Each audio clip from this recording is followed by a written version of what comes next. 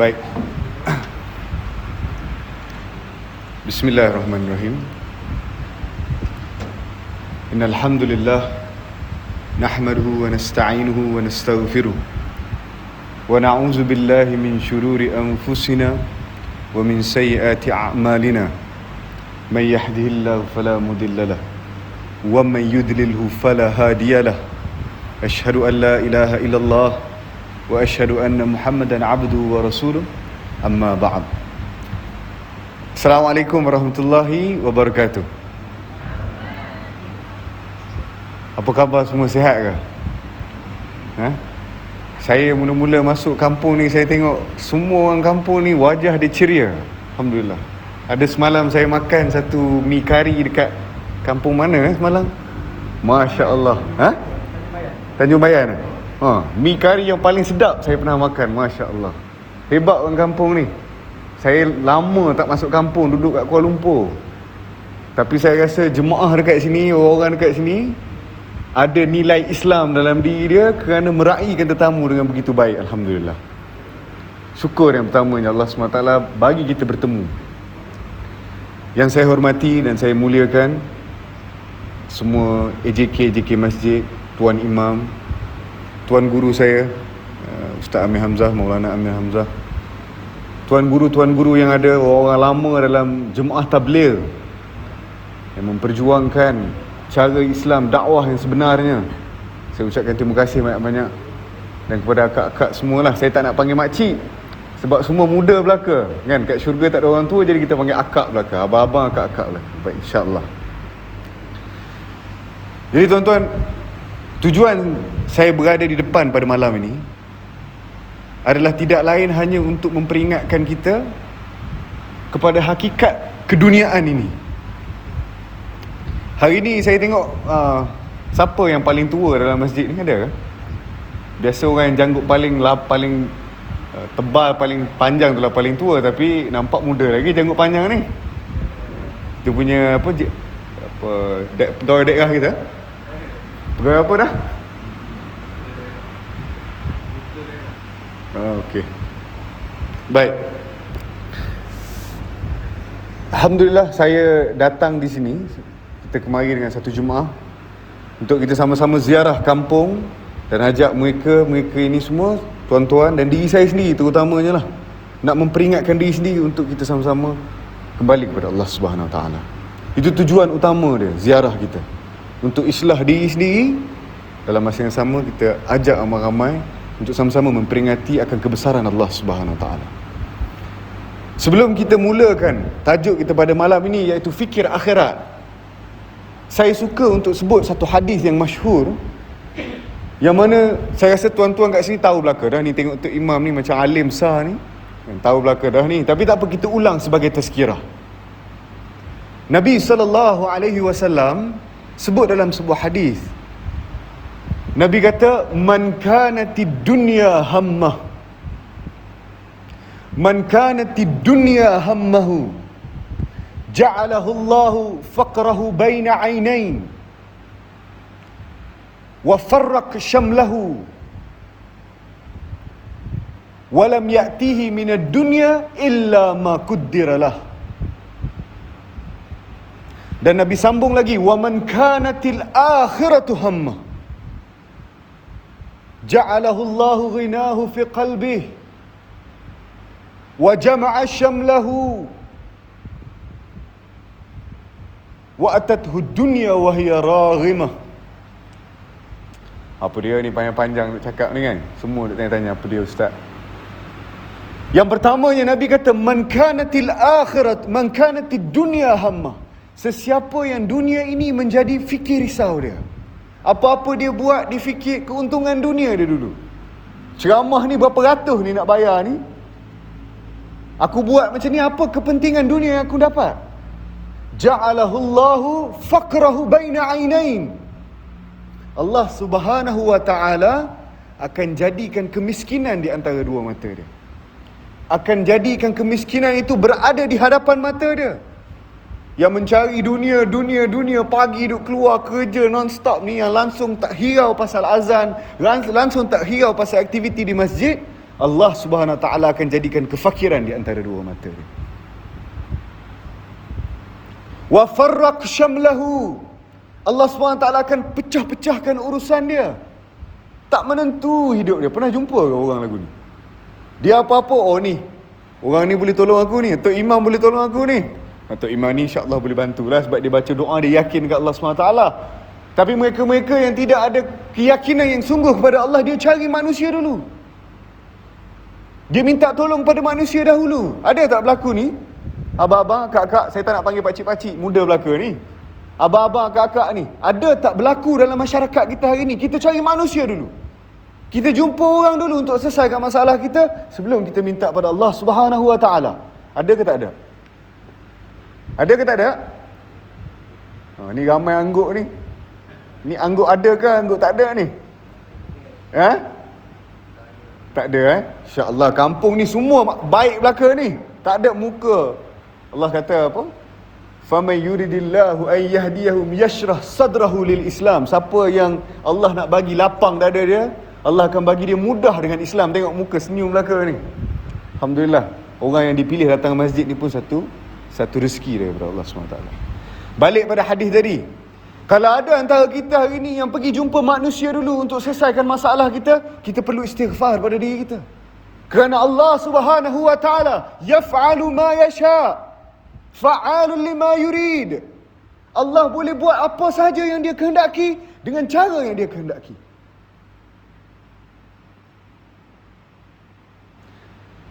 Nabi Isa AS dilahirkan di dunia ini tanpa ada seorang ayah. Hari ni kalau ada orang mengandung, adakah tak ada ayah dia? Ada? Ada. Ayah dia lari lah. Ayah dia pernah ada tapi ayah dia lari. Tapi boleh tak Allah buat seseorang itu mengandung tanpa ada ayah dia? Boleh. Bolehlah Nabi Isa dilahirkan tanpa ada ayah. Fir'aun mengejar Nabi Musa AS sampai satu tempat yang tidak lagi ada jalan. Tapi boleh tak Allah buat jalan baru kat dia? Boleh. Kalau ikut akal logik kita, boleh ke dia melepasi satu lautan yang begitu dalam? Boleh ke? Ada ke kat sini boleh berenang dalam 8 kaki, 9 kaki dalam, lepas tu boleh sampai ke hujung sana? Boleh? Ada ke? Kita tenggelam dalam parit ni pun dah habis dah kita, jatuh parit ni habis dah. Tapi Allah boleh buat satu perkara yang tidak kita sangka-sangka dengan fikiran kita, yang kita tidak sangka dengan akal kita. Allah boleh buat. Dan Allah dah tunjuk dah pun, dah berlaku. Dan Nabi sambung hadis ni, Nabi kata wa farraq syamlahu, Allah pecah-pecahkan urusan dia. Yang ni tak menentu hidup dia. Dia tak menentu, jadi macam orang tak betul gitu. Kejap-kejap fikir orang ni boleh bantu dia. Dia tak tenang. Pernah tengok kau orang macam ni? Kejap-kejap dia lari pergi sana. Oh, jumpa ni nak dapat ni apa, koperasi kata nak bagi orang baru kan. Oh, cepat-cepat jumpa ni. Oh, ni kita nak dapat koperasi ni, orang ni boleh bantu kita. Sedangkan yang memberi bantuan kepada kita adalah siapa tuan-tuan? Siapa abang-abang, kakak, cuba sebut sikit nak dengar.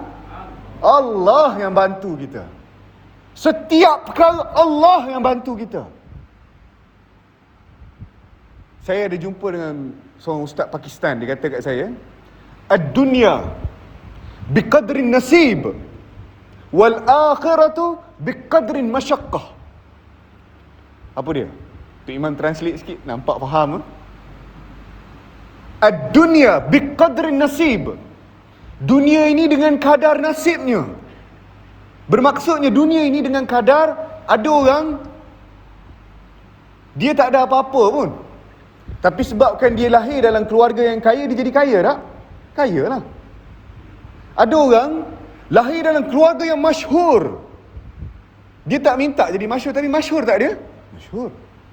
Itu adalah dunia dengan kadar nasib. Wal akhiratu biqadrin masyaqqah. Tetapi akhirat ini, usaha agama ini, dengan kadar kesusahan dia yang kita lalui, dengan kadar keperitan yang kita lalui, Allah berikan ganjaran yang tinggi. Ada antara kita ni, abang-abang kita, saya panggil abang-abang yang dah tua lah, saya tak panggil pakcik, saya panggil abang-abang yang dah tua, yang jalan kadang-kadang jauh untuk datang ke masjid, ada tak? Ada. Yang kadang-kadang berat untuk dia hadir ke masjid, tapi dengan kesusahan itu dia hadir juga. Maka Allah Subhanahu wa ta'ala akan beri satu ganjaran yang tak pernah-pernah kita sangka. Allah Subhanahu wa ta'ala akan berikan ganjaran, memudahkan kehidupan kita dengan asbab kita bersusah payah untuk agama Allah Subhanahu wa ta'ala.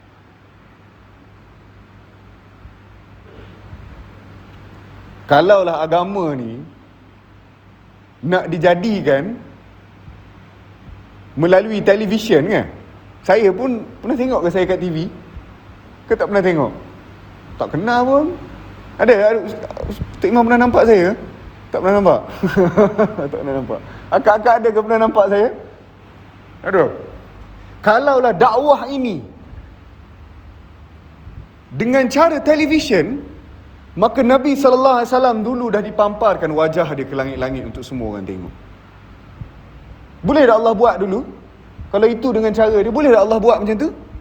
Boleh lah. Tidak ada masalah untuk Allah paparkan wajah Nabi Muhammad kat langit, kata okey semua sekarang duduk kumpul tengok. Tapi tidak. Malah Nabi-Nabi semua disuruh pergi berdakwah walaupun orang itu tak ada potensi pun. Izhab ila Fir'aun innahu tagha. Kamu pergilah kepada Fir'aun. Fir'aun ni ada potensi ke? Dia kata ana rabbukumul a'la, aku Tuhan yang maha tinggi. Ada ke orang kat sini cakap aku Tuhan maha tinggi? Tak ada lah. Orang kampung ni orang baik-baik. Tapi disuruh untuk kita bergerak, disuruh untuk kita berjalan dengan cara Nabi SAW. Nabi pergi rumah ke rumah, Nabi panggil orang untuk datang ke masjid, Nabi tashkil, Nabi jumpa orang face to face. Sekarang ni kita PKP kan, ada ke Tok Imam ada ni apa anak-anak atau apa adik-beradik yang tak balik lama dah, ada yang tersekat kan? Mana lagi best kalau kita, mana lagi menghiburkan, menggembirakan kita dengan kita FaceTime ataupun kita telefon dengan depan-depan? Mana lebih kita suka? Mana lebih kita merasai? Yang mana satu, cik? Depan-depan pakcik. Sebab apa? Kita boleh peluk, kita boleh dakap, kita boleh tengok ni lah wajah dia. Begitulah dengan agama ni, dibawa untuk diberikan kepada seseorang itu dengan cara berdepan, dengan cara mengajak, dengan cara senyum kan. Kalau tengok dalam kamera kan, orang cakap dalam TV, dia senyum kat kita ke dia senyum kat siapa dia? Kita pun tak tahu dia senyum kat siapa dia. Tapi saya hari ni senyum kat Tuan Imam, Imam senyum tak balik kat saya? Senyum lah. Sebab ada sentuhan kasih sayang tu, mahabbah. Oleh sebab yang demikian, keyakinan kita pada usaha mesti dengan cara yang benar, mesti dengan cara yang betul, barulah kita dapat rasa. Kalau semayang ni boleh buat online, boleh buat jemaah, buka TV lah kat rumah kita semayang jemaah, ikut TV kan? Kenapa pakcik gelap pakcik? Sebab benda tu tak betul, betul tak? Benda tu tak dirasai, kerana benda tu tak logik. Kena datang masjid, jumpa orang kampung, jumpa dengan kawan-kawan kita, bersembang kan. Inilah dia kelebihan apabila berdakwah dengan cara Nabi SAW. Kita berdepan berjumpa. Baik, balik pada hadis tadi, Nabi kata selepas dipecah-pecahkan urusan orang yang fikir dunia, apa pula Allah buat?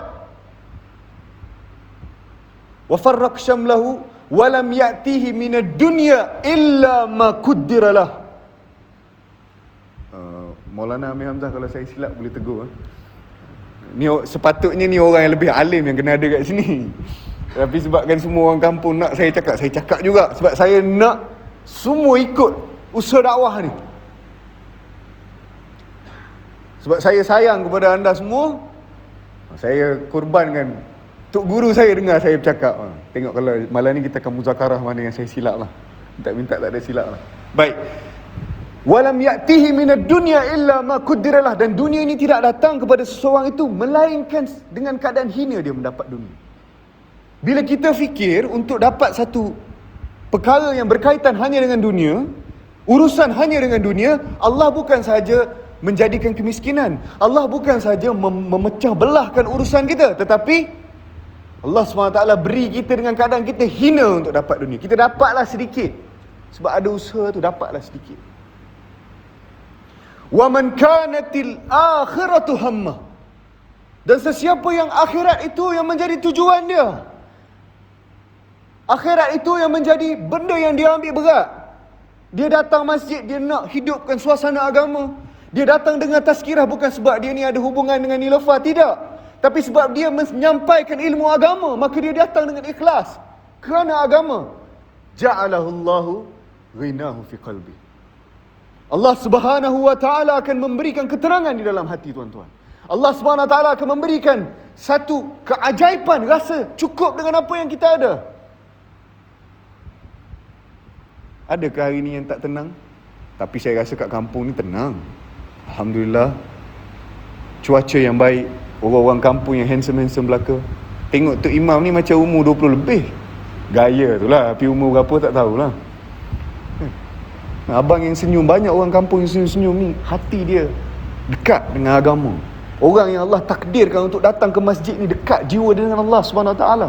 Wa iza sa'alaka ibadi anni fa inni qarib. Dan apabila hamba-hamba aku bertanya tentang aku, ketahuilah aku dekat dengan hamba-hamba aku.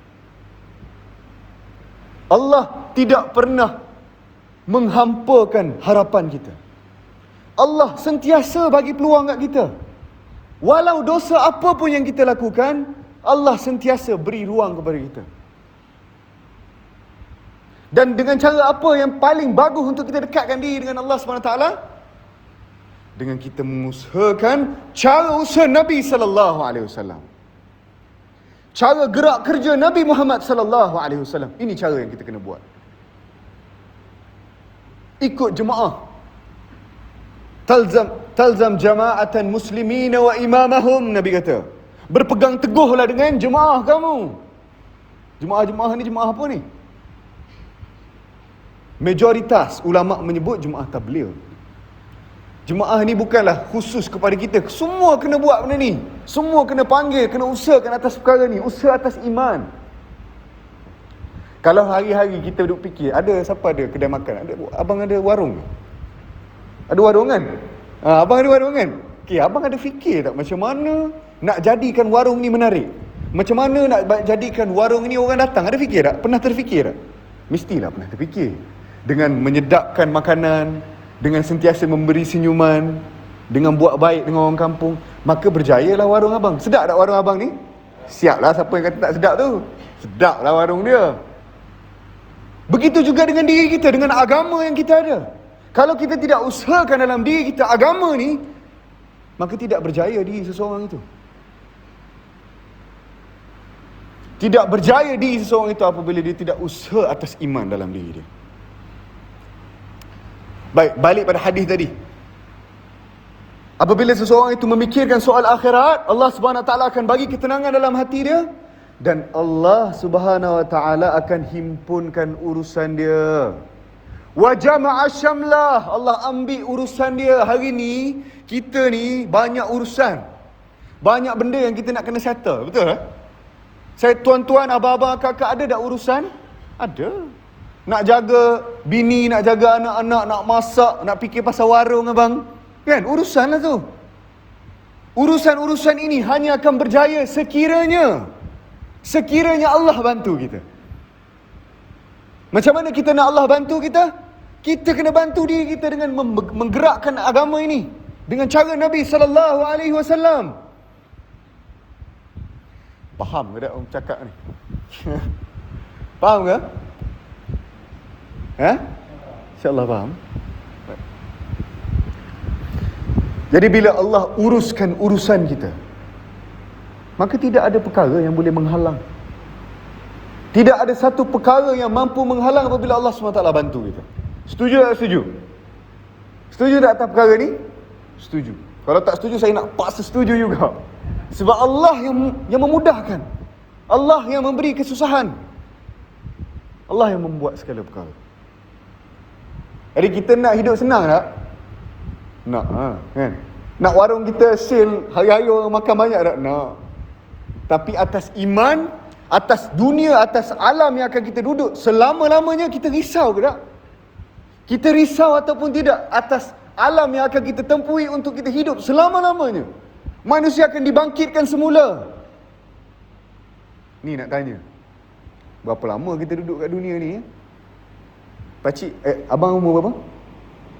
Oh, malu nak sebut umur. 25? Sebaya dengan saya lah. Umur berapa kita ni? Ada yang berumur 40, 50 dan 60 seterusnya. Tapi Al-Quran menukilkan perkara ni, menyebut yang kita duduk lama dekat dunia ni, yang kita ada lama dekat dunia ni, labisna yauman aw ba'da yaum sahaja. Kita duduk mungkin sehari ataupun setengah hari saja. Sehari setengah hari je yang kita rasa kita hidup lama ni, kita hidup sehari ataupun setengah hari je, Quran kata. Fas'alil adin. Tanyalah pada mereka yang menghitung. Lama ke setengah hari ni? Ni dah malam dah ni. Hari ni pun rasa macam sekejap kan. Wa min asyratis sa'ah an yurfa'al ilm. Antara tanda-tanda akhir zaman ini akan diangkat ilmu, masa akan terasa cepat. Rasa cepat tak masa sekarang? Pakcik dulu rasa, abang dulu rasa masa lama lagi kan? Dulu rasa masa muda-muda dulu lama sehari tu nak habis. Sekarang ni cepat betul ke? Orang tua-tua selalu saya cakap kat saya lah. Selalu cakap kat saya yang masa ni makin cepat. Ini sebenarnya adalah tanda akhir zaman yang kita kena ambil risau dan fikir. Kalau masa ni kita tak gunakan dengan sebaiknya, kita nak jawab apa balik-balik esok ni? Kematian ni tak kira masa, tak kira siapa. Kullu nafsin za'iqatul maut. Setiap yang hidup pasti akan mati. Baik, kita balik pada hadis tadi. Allah SWT akan bagikan ketenangan dalam jiwa. Allah SWT akan himpunkan urusan kita. Dan apa yang Allah akan buat juga? Wa atathu dunya wa hiya raghimah. Dia dapat dunia dalam keadaan dia tidak perlu hinakan diri dia untuk dapat dunia.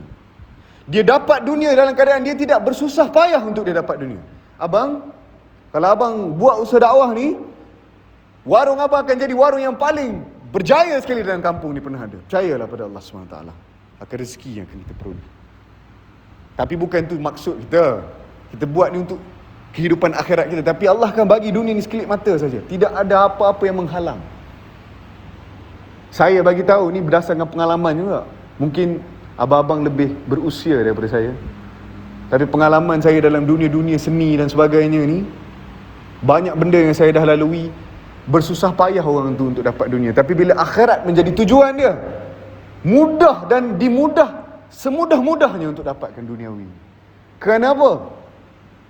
Lau kanatid dunya ta'dilu indallah janaha ba'udah ma saqa minha kafiran syarbata ma. Nabi kata, lau kanatid dunya ta'dilu indallah janaha ba'udah. Kalaulah dunia ini ada nilai di sisi Allah sebesar sayap nyamuk. Kat kampung ni ada jual sayap nyamuk? Ada? Nyamuk yang kena tampar, dibuang ada lah. Tapi sayap nyamuk tak ada orang jual sebab tak ada nilai dunia ni. Kalau ada nilai di dunia ini, ma saqa minha kafiran syarbata ma. Tidak diberi minum kepada orang kafir walaupun seteguk air. Hari ni orang kafir minum tak seteguk air? Minum tak? Minum, bahkan mereka ada harta yang banyak. Tetapi kerana tidak ada nilai, maka Allah berilah kepada orang-orang yang kafir, orang yang tak ada iman dalam hati dia. Baik, habis satu bahagian. Yang ini kita kena betulkan fikir kita. Keyakinan kita kepada Allah Subhanahu Wa Taala, kita mesti fikir perkara ni. Kita mesti ubah apa-apa sahaja yang memberi maksud makhluk tolong kita, kita pun letak tepi, Allah yang bantu kita. Mungkin dia asbab, kita terima kasih, tapi kita syukur kepada Allah SWT atas satu-satu takdir yang berlaku dalam kehidupan kita. Boleh, insya-Allah boleh faham tu Itu satu bahagian. Dalam satu hadis yang lain pula, satu hadis yang masyhur juga, Abu Huzaifah radhiyallahu anhu. Abu Huzaifah ni seorang sahabat Nabi, yang mana Abu Huzaifah ni dikatakan dia suka tanya soalan yang agak lain sikit. Abu Huzaifah antara sahabat yang awal masuk dalam Islam. Dan dalam Abu Huzaifah terlibat dengan peperangan Badar, Ustaz? Ustaz terlibat dengan peperangan Badar ke? Tak terlibat. Abu Huzaifah antara mereka yang bertanyakan soalan yang agak berbeza kepada Nabi Muhammad SAW. Ada sekali dia tanya Nabi dalam sebuah hadis, dia kata, kunna fi jahiliyatin wa syar, faqad ja'ana Allahu bihadzal khair, fahal ba'da hadzal khair min syar. Dia tanya kat Rasulullah sebab apa? Sebelumnya datangnya Islam pada Mekah dan Madinah, mereka hidup dalam keadaan jahiliyah. Jadi Abu Huzaifah tanya, kunna fi jahiliyatin wa syar, kita pernah duduk dalam keadaan yang jahiliyah dan syar, dosa kegelapan. Faqad ja'ana Allahu bihadzal khair, Allah SWT datangkan kepada kita khair, datangkan kepada kita kebaikan. Kebaikan ni maksud dia apa? Islam lah kan. Islam datang, maka terpeliharalah hak-hak orang. Wanita diangkat darjatnya, disuruh tutup auratnya, sehinggalah hari-hari ni akak-akak kita yang cantik-cantik di belakang tu, yang pakai telekung hijau tu, Masya Allah, diangkat darjatnya kerana ditutup auratnya. Datangnya Islam, maka baiklah suasana itu. Fahal ba'da hadzal khair min syar. Dia tanya pula kepada Nabi, dia kata, selepas pada zaman yang baik ni, ada tak zaman yang buruk akan datang? Rasulullah jawab, qala na'am, ada. Seterusnya dia tanya pula, selepas pada zaman buruk tu, maksudnya yang pertama sekali zaman baik, betul? Islam datang. Lepas tu akan ada zaman yang buruk. Abu Huzaifah tanya lagi, fahal ba'da hadha syar min khair, selepas zaman buruk ni ada lagi tak zaman baik? Nabi kata ada. Wa fihi dakhan, wa fihi dakhan, akan ada zaman yang baik tetapi dalamnya ada kekeruhan. Dakhan ni asap kan, kekeruhan. Lepas tu Abu Huzaifah tanya, wa ma dakhanuhu ya Rasulullah, apa dia kekeruhan ni ya Rasulullah? Yang kamu cakap kekeruhan ni apa dia? Rasulullah jawab,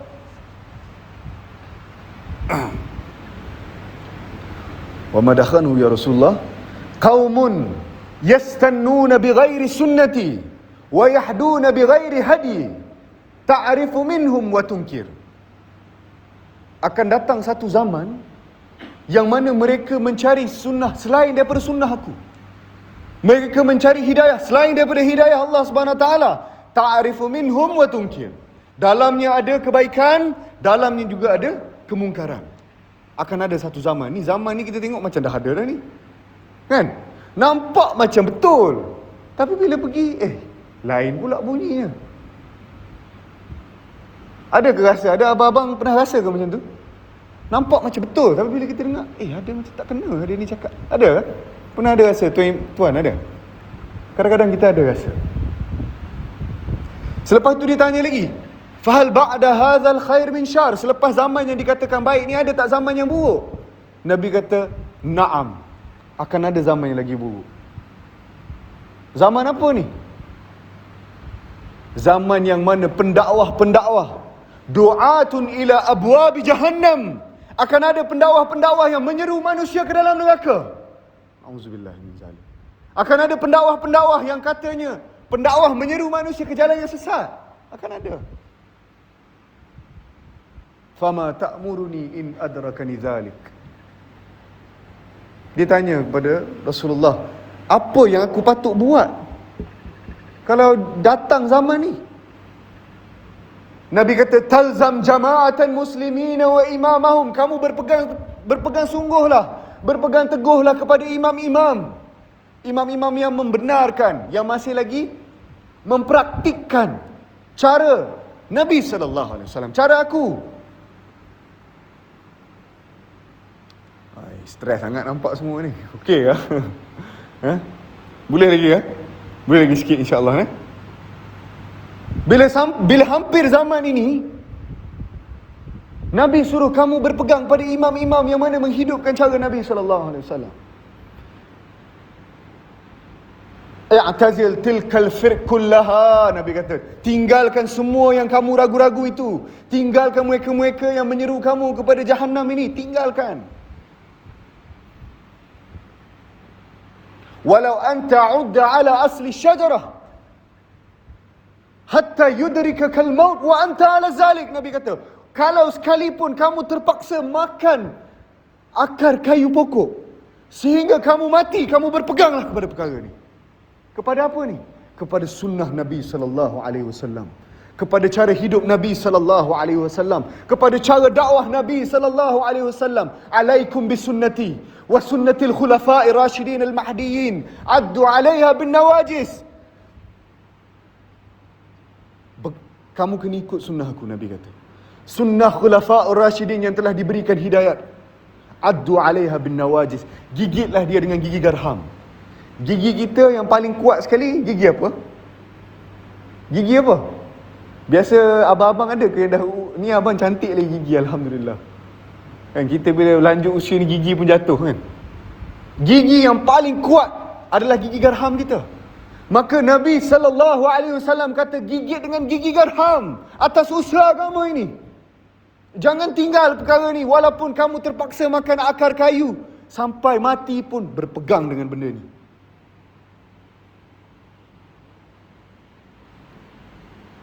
Tapi jangan pula lepas ni tiba-tiba ada pergi makan akar kayu pula kat belakang tu. Sebab dah ni kita masih lagi ada jemaah-jemaah yang baik, alhamdulillah kita ikut. Wa anta 'ala dhalik, berpegang pada dia. Wa inna hadhil ummah, kata Nabi, sataftariku ila 73 firqah kulluha fin nar illa wahidah. Sesungguhnya umat aku akan terpecah kepada berapa bahagian? 73 firqah, 73 bahagian. Terpecahnya golongan Nabi Muhammad ni, umat Nabi akan terpecah. Banyak ni 73 ni. Tapi akan satu saja yang akan selamat. Kulluha finnar, kata Nabi. Setiapnya dalam mana? Nar ni kat mana? Pasar ke nar ni? An-nar. Semuanya dalam neraka. Illa wahidah, kecuali satu. Apa dia? Ma ana alaihi wa ashabih.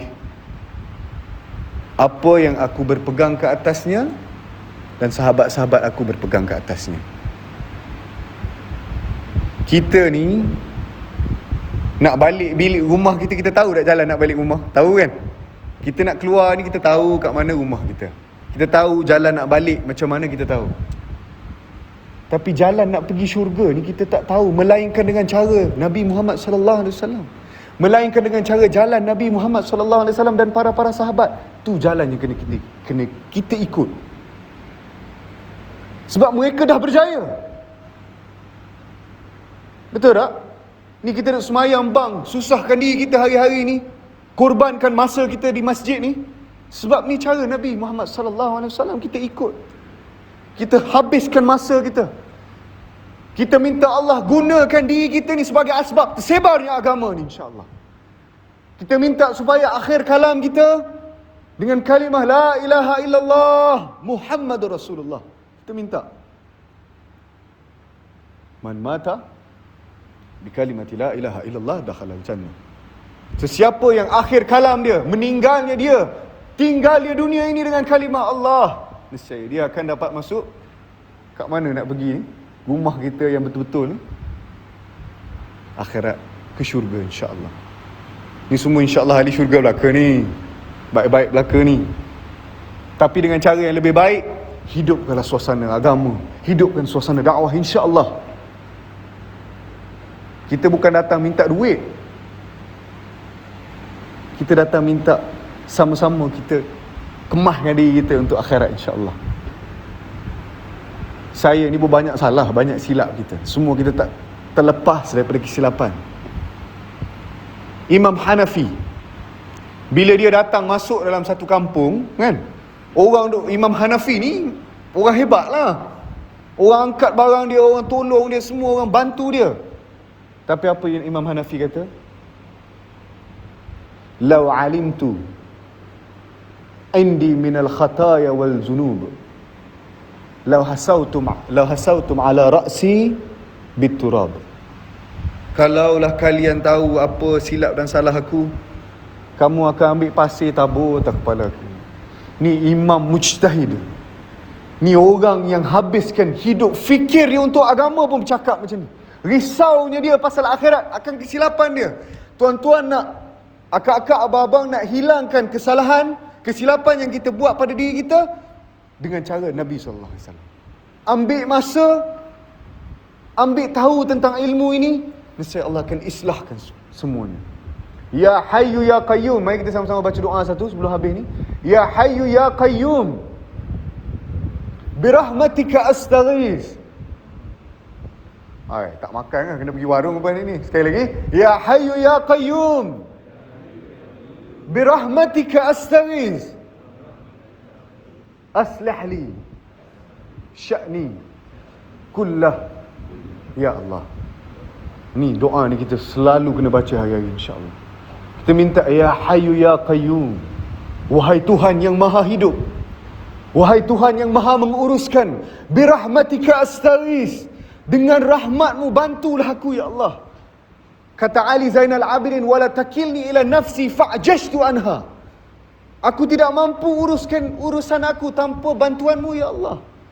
Kita minta Allah SWT bantu kita, tuan-tuan, dalam setiap perkara kita dan setiap urusan kita, supaya Allah SWT pilih kita jadi hamba yang dia beri redha, insya-Allah. Jadi saya rasa sekadar itu dululah pada malam ni. Kita ada majlis yang kita akan laksanakan di Surau JKR. Surau JKR, insya-Allah 22 hari bulan. Saya akan turut serta dan saya harap semua ahli-ahli syurga pada malam ni. Dan Tuan Imam, abang nama apa bang? Nasyir? Yasin. Masya-Allah, abang nama Yasin boleh hadir dengan kita, insya-Allah. Kan? Kalau kita boleh risau fikir kita tentang dunia, ambillah juga masa kita fikir lebih untuk akhirat kita yang kita akan duduk lebih lama. Tidak ada tujuan lain abang-abang, kakak datang masjid ni melainkan untuk dapat redha Allah SWT. Betul kan? Kena dapat orang datang pergi warung? Tak adalah kan? Kita minta Allah bagi kita rahmat lah. Kita minta Allah SWT bagi kita satu kemudahan, dan kita habiskan hidup kita dengan husnul khatimah. Saya akhirkan dengan satu cerita lagi. Akhir ke tak larat dengar? Ada sikit lagi satu cerita saya nak bagi tuan-tuan fikir atas perkara ni, akak-akak fikir atas perkara ni. Ada akak-akak, abang-abang ada ke isteri kat sini? Ada? Isteri datang semayang kan? Abang ada? Isteri datang? Berapa? Tak ada. Tadi mengaku tak mengaku lah dah. Kan? Kita ni dalam hidup kita, isteri kita ni antara, Nabi kata dalam khutbah terakhir, adalah orang yang paling setia dengan kita. Jagalah hak kita ke atas dia, betul tak? Nabi SAW satu hari dia tengah happy, dia gembira dan sebagainya. Aisyah datang kat dia. Aisyah kata, Ya Rasulullah, ud'uni, doakan kepada aku. Aisyah kata, doalah untuk aku ya Rasulullah. Lalu Rasulullah angkat tangan, Rasulullah baca doa. Rasulullah baca, Allahumma ghfirli li Aisyah, ghufira laha ma taqaddama min dhanbihi wa ma ta'akhkhar wa a'lanat wa assarat, atau kama qala. Nabi SAW doa kepada dia, Ya Allah, ampunkanlah Aisyah dosa dia yang telah lepas dan dosa dia akan datang, dosa dia yang nampak dan dosa dia yang tertutup. Dia doa. Lepas tu Aisyah happy lah, kan? Mana tak happy ni, kekasih Allah doa ni, mana mungkin doa ini ditolak? Lepas tu Rasulullah tanya Aisyah, gembira ke Aisyah saya doa kat awak ni? Aisyah kata, gembira, saya gembira. Suami saya, kekasih Allah, doa untuk saya. Tapi apa Rasulullah SAW jawab? Dia kata, Aisyah, aku doakan keampunan untuk umat aku. Setiap masa aku doakan untuk umatku. Allahu Akbar. Ni, abang-abang semua ni, didoakan dalam doa Nabi. Kalau Aisyah tu boleh gembira disebut nama dia, kita ni pun kena gembira kerana kita didoakan keampunan.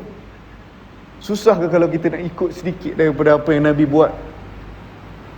Susah ke sangat kalau kita nak hidupkan suasana agama dalam keluarga kita, dalam kehidupan kita yang saki-baki ni ada setengah hari lagi ni. Malam dah ni pakcik, saya ingatkan diri saya terutamanya. Saya tinggalkan anda semua dengan perkara ni. Semoga dengan asbab ni kita semua sedia, insya-Allah. Saya minta maaf atas salah silap saya, kalau ada lah. Dan saya mendoakan agar semua diberikan hidayah, insya-Allah. Assalamualaikum warahmatullahi wabarakatuh.